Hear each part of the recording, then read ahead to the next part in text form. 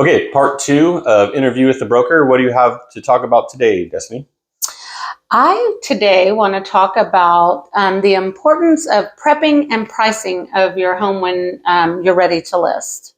Yeah, that's a good topic because right now in the market that we're in, it's very important that your house is showing well, right? And so getting a home ready right now is key, and you have to present it in a way that a buyer who's going to see multiple properties that have been sitting on the market for a while is going to be impressed. And so the home has to be very clean. It has to be, and all the little repairs and things need to be done. Whereas, a few years ago in the market, we didn't really have to do that. You could put it on the market, and if it had issues, people were going to buy it because they didn't want someone else to buy it, and they were fighting over houses. We don't have that anymore.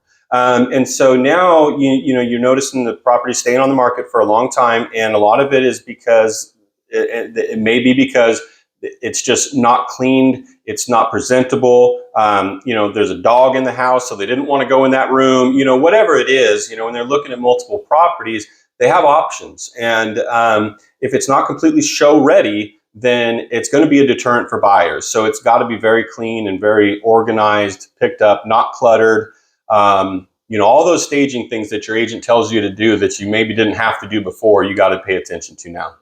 And I think, and tell me if you agree, I think even small things recently, and of course it was a new build situation, but I feel like people look at these things, even looking at pre-owned homes. They had kind of narrowed it down to like 3 houses that they liked the best. And there was one that they loved, like everything about the house, but the cabinets were a little off. Like one was a little longer than another. And that's what made them choose the other house.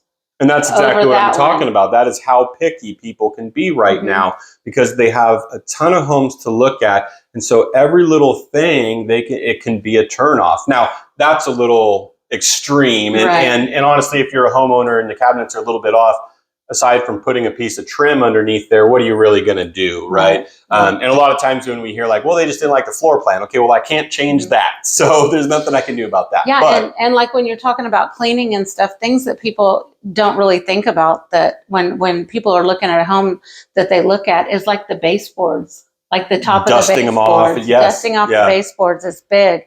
Yeah. So like, what I think like is, if I have a client that I'm showing houses and we have 5 houses to look at today, and that one house that is really like decorated cute and really clean and picked up, that house is going to stand out to them, I think. Whereas the house that doesn't really have any kind of decoration, the walls are bare, they might like that floor plan better, but it's just going to sit because it didn't pop. And that's what you have to do with the properties now. And so, if it's vacant, stage it. If you're living in it, and get the clutter cleaned up, and maybe have it professionally cleaned. I mean, $150 is a drop in the bucket to trying to sell a $350,000 home, right? It's well worth that investment to just get everything completely cleaned up so that it is as show ready as possible. But of course, there's also a very important aspect, and that is pricing. Right. And, again, a couple of years ago, we could price a property at the very high end of the market, and it would still sell, and it would still get $5,000 or $10,000 over asking. Right. And we're not there anymore. We as agents are pricing properties to where we feel like this is about right.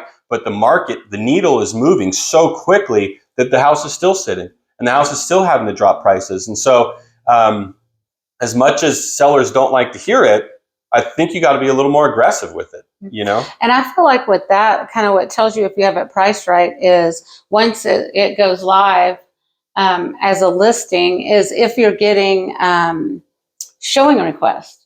And or just inquiries in general. Are people calling you and asking you about it? Are you actually getting the showings? Is there any activity whatsoever? Yeah, and if there's or no is activity, it just crickets? Because if it's crickets, you've done it wrong. And what do you suggest? Like, how long should you wait, do you think, when you list a house? And just so homeowners know, because I know sometimes it's hard for agents, because we want to say, hey, we've had no interest in your house for 2 weeks. I really think we need to drop the price a little bit. And they don't really understand that. So what would you say like a time frame is if there's been no interest, at what point would you? I'm generally, I would say it's about a 3 week period, and I say that because as an agent, we need to do our due diligence. We need to market the property, excuse me, and we need to figure out exactly if there's anything coming back from that advertising, that marketing. Give people a chance to see it and respond. Are we getting anything from it or not? If we've done our due diligence and we've gotten it all out there and we're still getting absolutely nothing, then we have to go back to the seller and say, listen, okay, so we were off on the price. This is what we need to do.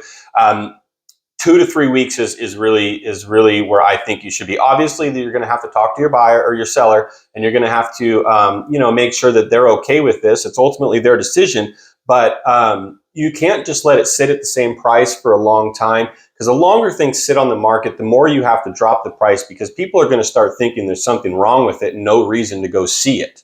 And so, I would like to do it at 2 weeks, but I kind of say 3 weeks because that's probably the soonest a seller is going to agree with you. Right.